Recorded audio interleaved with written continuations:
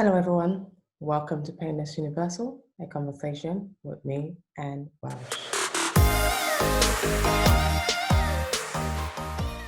Today's conversation is really one of grief. And when I mean grief, I don't mean grief of a person dying. I mean grief of separation. When that happens, it's always difficult for a person to deal with it. It doesn't matter who you are. When two love couples who gets married or don't even get married but decides to have kids and think of building a future together, decides to go their separate ways after many years together. The pain is real. Join me as I talk to my special guest, San, as we go in more details about this pain and how one could find joy along the way. The default is somebody who's got 2 years in recruitment, they come in, but they're not a silver bullet. You're going to run out of the people you used to be able to hire because those people are slowly disappearing. But it's really to just try and take a different approach to philanthropy, bring in that genius collaboration. Welcome again to Painless Universal, conversation with myself and Welsh. I have my special guest today, San, as I previously introduced you. She is an inspirational. Her story will blow your mind away, especially how you could find joy in whatever circumstance or whatever life throws at you. San, thank you for joining me on this platform. Thank you for having me. I'm really delighted you could take time out of your quarantine schedule, is what I call it now, that you were able to join me on this platform to discuss very vital issues. And I mean, issues that some women feel comfortable discussing and others don't. And I'm really delighted that you have actually been, you're happy to share your story with us. Well, I think when I was going through my journey, so when I was going through my separation and I had a 5 and a 7-year-old, and they are now 11 and 9. So when I was first going through that, I had never been in that situation before. And my family members and my close friends, nobody had been in that situation. So I really, you start looking on the internet to kind of get some help, find out what are other people doing in this situation. And actually there wasn't anything. You will find loads of literature on why divorce is bad for children and all the negative effects. But once that decision is made and that process is happening, that's not the advice you need. You're already aware of that, you're already carrying that guilt and you're already lost and in so much pain. And the last thing you then need is to be shown statistics, Google page 1, Google page 2, Google page 3, of the devastating consequences of this. And that's why I wanted to speak to you and to reach out to your audience if there's anybody who's going through a similar situation, to actually show the other side of things and to show that there is light. No, I'm absolutely delighted you have decided to do this. Before we even start, could you just tell us a little bit about who you are and what you do? And I know you're mother of 2 beautiful kids, a boy and a girl. Yes. So much more to you. Who are you? My name is Sansana, and I'm the founder of Social, which is a social media agency, a public speaker, and I'm the associate producer of a documentary called The Social Movement. It's a reality docu-series, and that's something I think the audience would like to hear more about.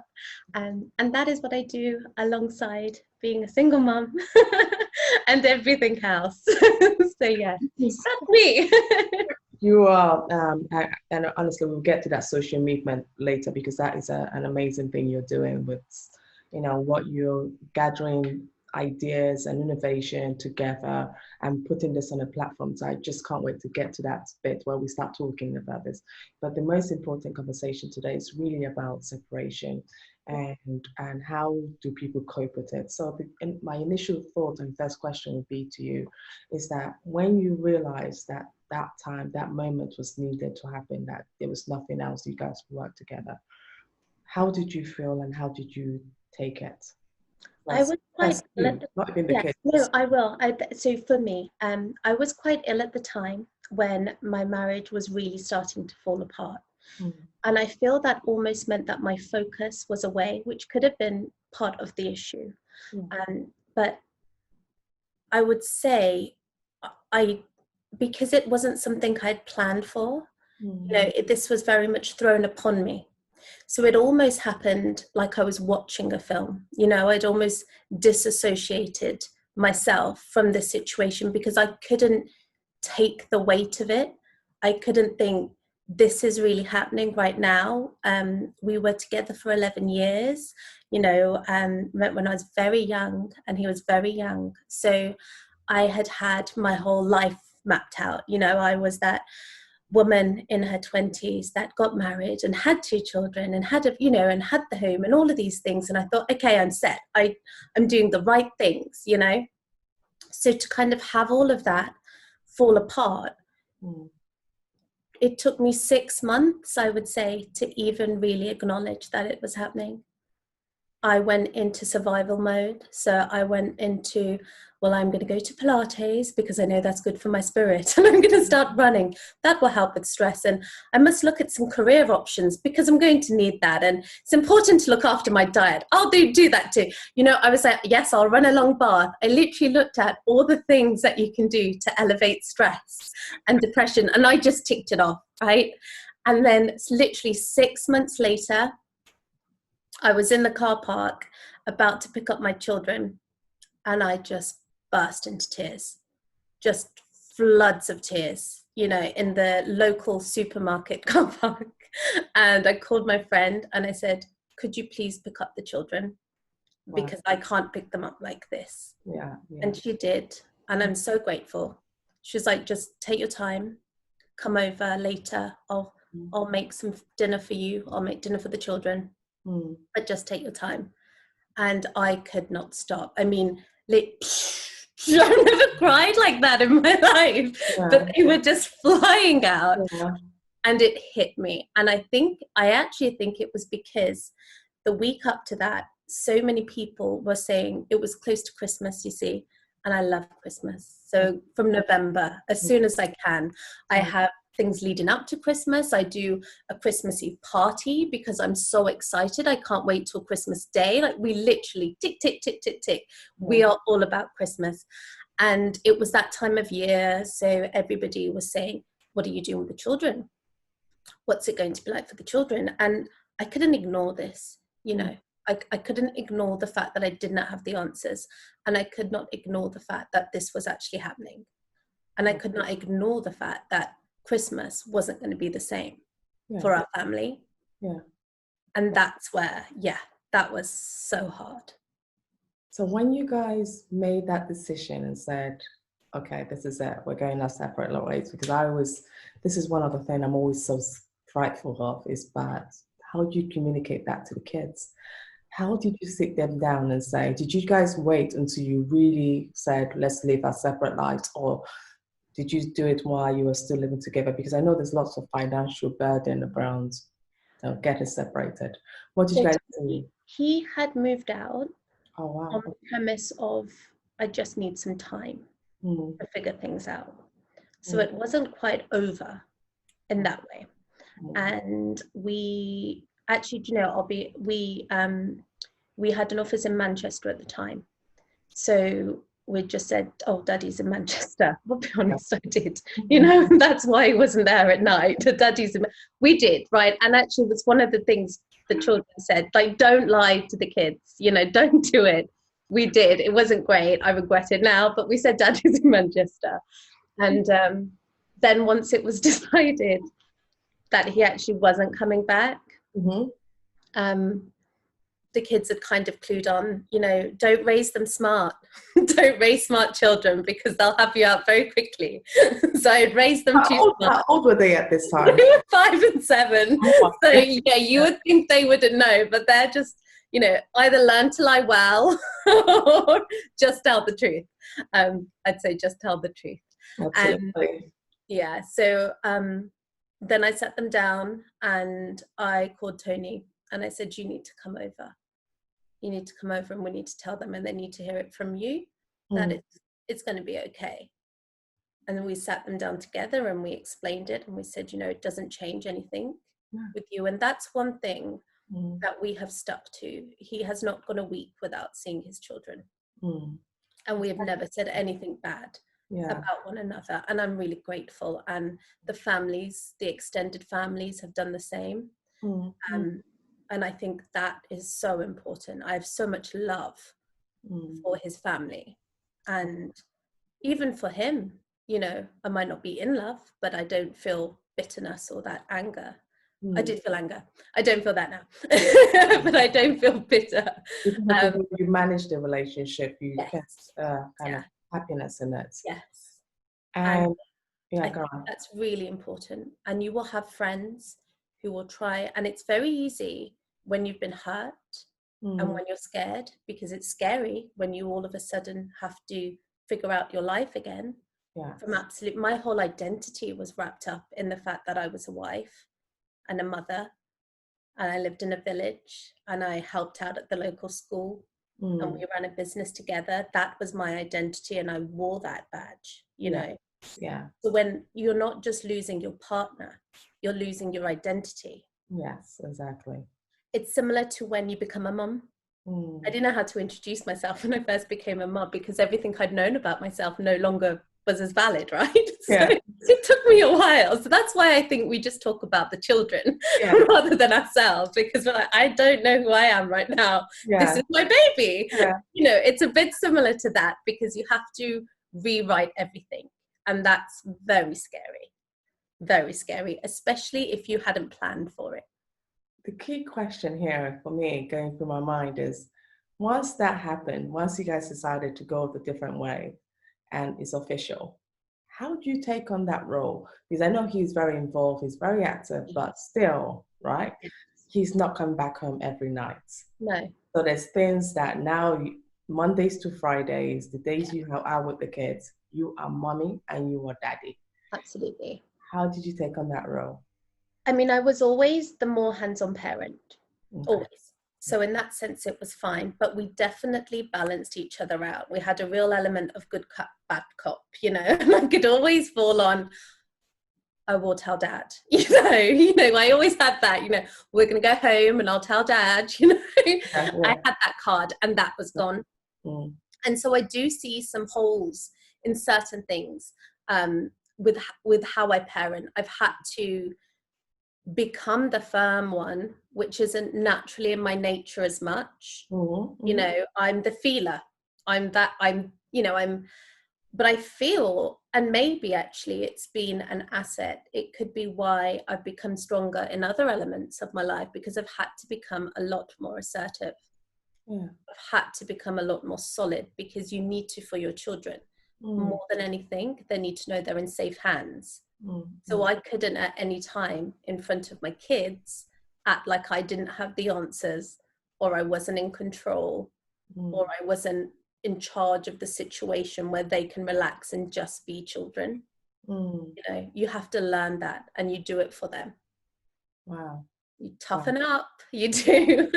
You just have to get the tough spirit out. You just have to get if you're doing homework, you know, that balancing out, where if you're doing homework with the kids and someone else is just watching the meal, how did you do that? Did you just become this person strong enough to be able to do everything? Because I know households where one will say, okay, you do this while I do that. So how did you balance that time? So I put the children into chess. So they were already doing chess, and I will have a chessboard on the kitchen table. So whilst I cook, they would play chess, and then we'd eat, and then we'd do food. So the chessboard was the distraction, but it helped. Yeah, it really helped. And it was finding tools that would work as those distractions. So you just learn to multitask. I like to cook from scratch, but I won't cook dishes that take longer than 20 minutes. And you can have a lot of tasty food that can be quickly cooked. If you're using fresh, good ingredients, you can whip that out in 20 minutes. It's about how long, and it's about using your time wisely. You know, because it's very easy to say you can't. but the truth is you have to.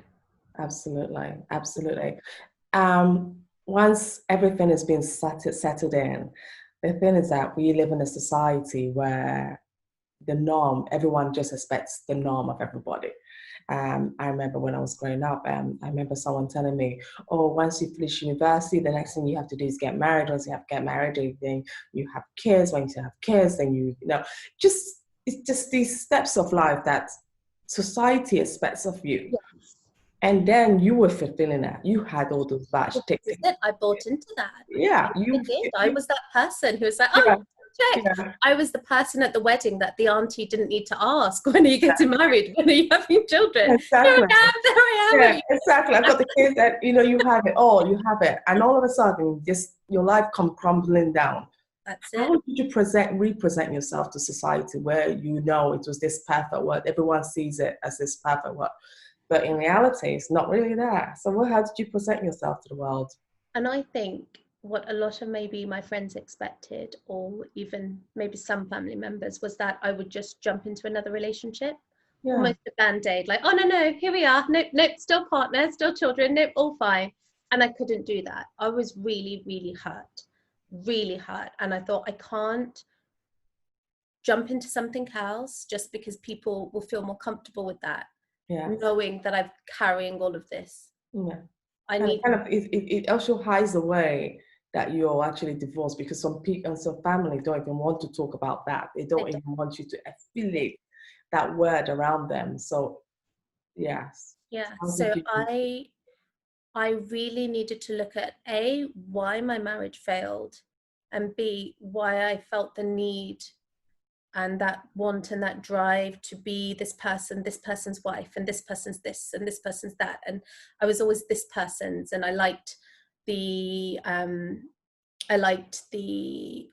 almost, what's, it's not enough, but I liked people saying, well done, well done. Good, you're doing the right things. You're doing the right things. You're doing the right things. Yeah. I liked that, and I had to really stop. And it was actually my counselor. I'd been to see my counselor, and we were talking, and I said, and so I think this, and I think that happens for this reason, and that happens for that reason. And she said, but what do you feel? She says, you say I think, but what do you feel? And I remember just stopping and thinking, oh, it doesn't matter what I feel. Why would it matter what I feel? And I realized I'd been conditioned to never really think about how I felt. And that's when I thought, okay, focus on your career, focus on being financially stable and raising these children, but work out what your issue is with how you feel. And that, I think, is really key. And another friend of mine had said the best year she ever had, very successful, 2 beautiful children, fantastic relationship, great career. And she said, the best year I ever had, she said, I had a whole year of just being single, not looking, not thinking, not trying to manifest, no witchcraft, like bring this man into my life. She said nothing. She was a whole year. She said, it just wasn't on the cards. And that scared me. That really scared me. And I thought, why does this scare me? Why am I scared at the thought of being alone and being single? So I did it. It's the best thing I ever did. It really is the best thing I ever did. And the beauty that has come out of that is I know myself. I know myself, and I like myself. And I don't know if I could have said that until now. I don't know if I could have said, I know myself and I like myself. And when you know yourself and you like yourself, you're ready for the world. Because then you're not even looking or thinking or acknowledging if anybody has anything to say about you, because you know where you are, you're centered, and you like it.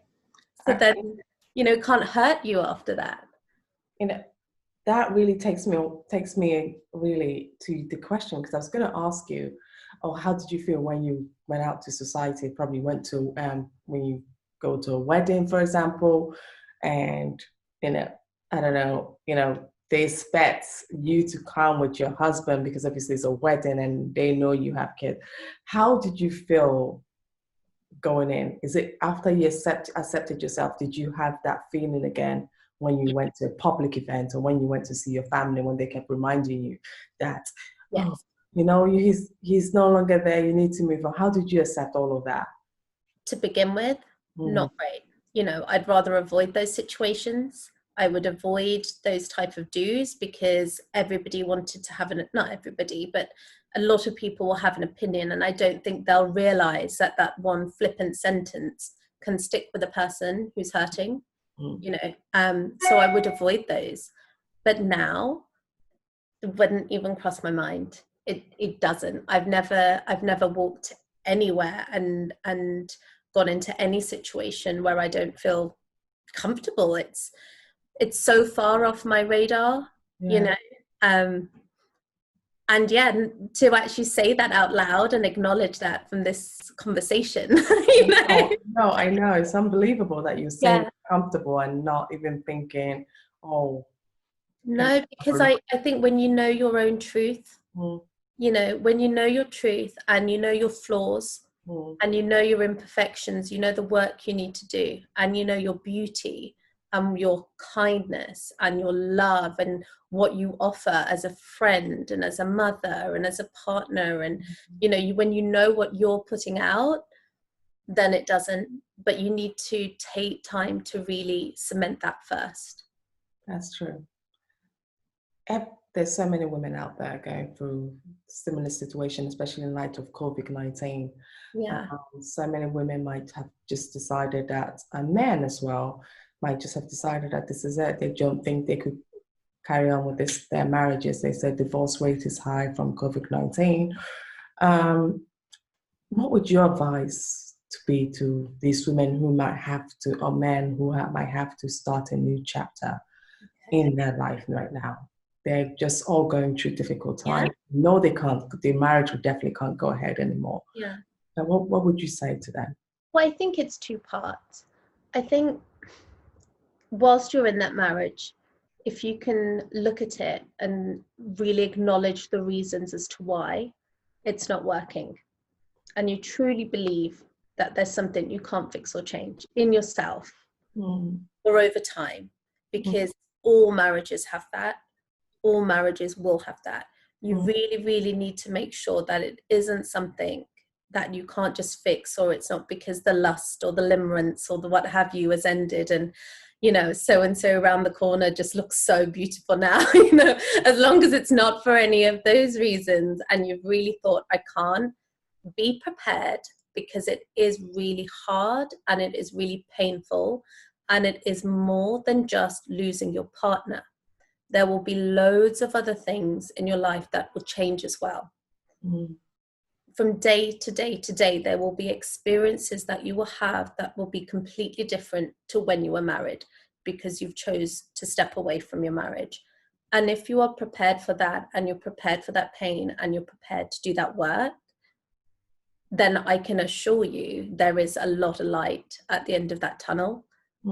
And you could potentially both be better people for it. I read this book because I had no idea. I knew I wanted my children to still have their dad in their life, and I knew I wanted them to be as well, emotionally well, as they could out of this. So I brought a book, and I can't remember the author's name, but it was called The Parent's Guide to Separation. And I bought it off Amazon, and I read it word by word, and I read it 3 times. And I followed that book because I had no clue, but I knew I didn't want to mess the children up. And I would really recommend, if you have kids and you're going to separate, you're going to divorce, to buy that book, because it made such a difference to me. And it showcases scenarios, and it showcases his perspective and your perspective and the children's perspective, because it's very hard when you're in it to see anybody else's perspective but your own. That's true. Once you see their perspective, you can start to work, okay, well, that makes more sense. Okay, well, now I kind of see why he may have said that. He's going through this. And then you can have more empathy. And I think it's really key to keep to, which is so strange, but if you're going to divorce, don't forget your empathy for everybody involved. When you're hurting, I think it's the time where you need to use it most. I agree. I really like that. I like that message, because sometimes you could get so consumed about hurting others, not realizing the long-term damage it could do to the you, both of you, and the kids as well. Even if you don't have kids, even both of you, you always remember why you got together in the first place, and never lose that sight of why. That's it. I think, yeah, it's important not to look in black and white. Yeah. You know, just because they're no longer good for you, it doesn't mean they're bad. Yeah. You know, they don't have to be your everything or your nothing. There's a lot of grey in between. No, you're dead to me. You know, you don't need that. It's really true.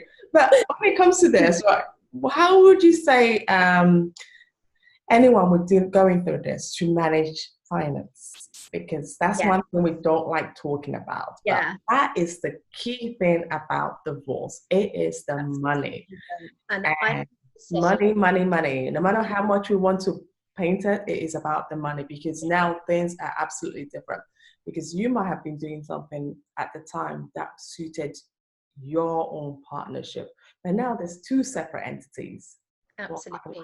What advice would you give, and what can you share your own story on that? I would say, if you can, and I really, really understand how this doesn't work for all couples, right? Because you need to have two couples who are at least in a place of reason. You know, my ex is pragmatic and so am I. So in this situation, this can only be from my experience. So we sat down and we discussed things, and we both said we don't want to pay ridiculous fees on lawyers and everything else to tell us how to run our family. We can figure this out. Yes. You know, and we sat down and we figured it out in a really fair way, you know. And I think because we had both worked at this business as well, so we'd kind of maybe always had a business relationship at least. So we were able to talk about money. You know, I've seen a lot of, not a lot, but a few of my friends have gone down a more bitter route. But what they've ended up with and what they've wasted on lawyers, they both could have had a lot better life had they not. And I think we're very much taught to go down that's what you do. You get a divorce, you find a solicitor, and you take all of that anger that you have through admin and through your solicitor and just keep sending letters which are really just disguised with "you've hurt me so much, I hate you right now, I'm at least going to get through to you this way." Be aware that you're doing that. And I know it doesn't work for everybody, because you need both people to be on board. But I don't know many men that want all of their money taken and to have to go to court. And I don't know many women who do either. You know, it's a big headache and it's a lot of hassle. So if you bear that in mind and you can talk with reason, lose your cool about everything else. When you're by yourself, you know, do whatever you need, shout, scream, whatever. But with the children and with your partner, that's when you need to keep your head. Okay. Wow. So in all of this going on, you still manage to still be successful, right? And I'm really amazed by you. I'm really impressed with what you've really tried to overcome. Even though you went through this challenging time, you've been stable. It's very stable platform as a person for your kids, and not just for your kids, but for everybody looking onto you. What are you now doing now? And tell us a little bit about these social movements, because that is really exciting that people need to know about this. Yes, absolutely. So the creator Chris Lavoie reached out to me. It was actually via an Instagram post of mine, which was, I don't know if you ever remember the 10-year challenge. Yes, I remember that. In the, I like to be honest. So I wrote down all the things that, you know, had happened in 10 years. And I've ended it with, you know, we don't know what life has, but you know, it's a positive message. So he reached out and he said, I like what I see, you know, we should chat. And I was like, who is this Christopher? You know, and I looked at his work and I was really impressed. So we arranged a call, and he firstly just asked me about myself. You know, tell me about you.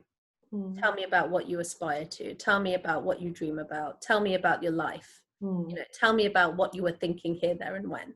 And, you know, we spoke about that, and he said, okay, because what he's looking for is emotional intelligence, not just IQ. He looks for a good EQ. He's looking for positive mindset. He's looking for a humanitarian footprint. He's looking for an entrepreneurial spirit. Turns out I'm ticking these boxes. And I'm just like, okay. And we went into further detail. And then he speaks about this show that he's working on. And he is bringing 40 entrepreneurs from around the globe to help solve a social issue. So it's a bit like The Apprentice, but with a philanthropic twist to it. And the caliber of the people on the show, I mean, they are just amazing. And not just professionally, they've done very, very well for themselves, but personally, they are incredibly inspiring. And I feel that has been what's really helped my journey, is just speaking to these people and getting in contact with these people and hearing what they're doing in their day to day. You know, I can go and find, you know, speak to 10 people a day, and they're all doing their own bit to really make a difference in life. And by the end of that day, I am just grinning, you know, like my cheeks are hurting, because I just feel so happy and inspired that there are these people out there. You know, it's so easy to feel like nobody cares anymore, the good old days and all of that, but there's not. There are people out there using their success and their wealth and their entrepreneurial spirit to really make a difference.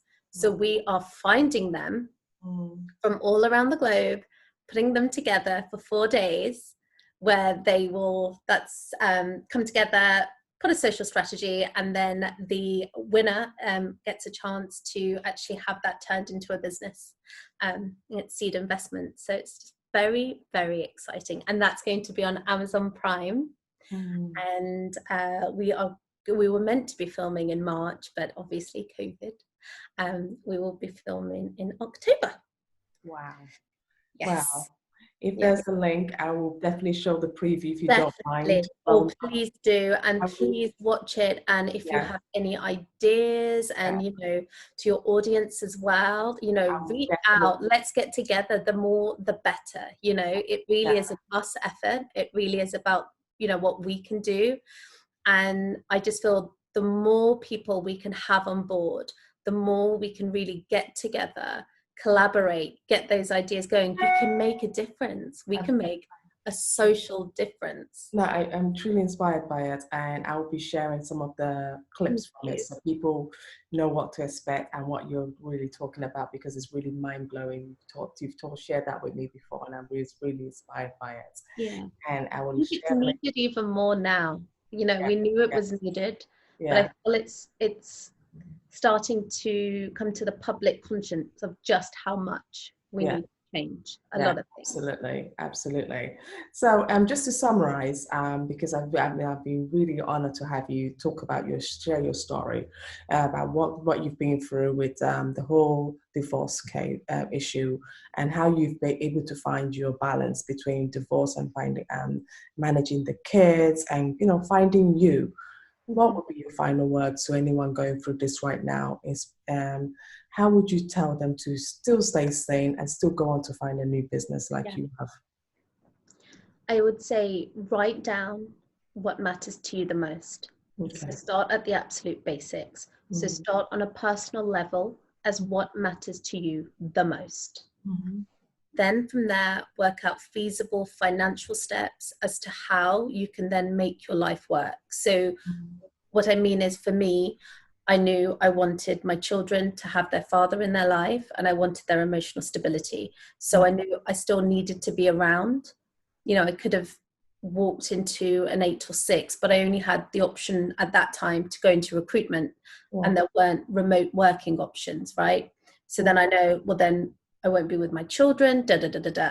So you can start making your goals from what matters to you the most. So that's why I decided, okay, I know I need to work from home. So then will I be financially stable to support these children from home? Okay, well then I know I need to do this and start looking around for business ideas that match financially to the life that you need. Break it down like that and then work outwards, because then you know what your purpose is, you know what your goal is every step of the way, and you know that if you do it, you're going to have the financial rewards that you need. And it is as simple as that. Wow, that's amazing. Well, thank you so much for sharing your story. Thank you for having me. So many. And anyone going through this, I think will just listen to this and be able to see lights at the end of the tunnel, because I hope so. It's always darkness when it first happens and you're not sure. But you know, you need that. They say you're not breaking down, you're breaking open. Okay. So just bear that in mind. It's it will be a beautiful thing, and it might not feel like it, but it will. So just stay strong. That's really good that you shared that story to us, and I really look forward to catching up with you later. Thank you for joining us on Painless. You find out where your blazer's from. I love it.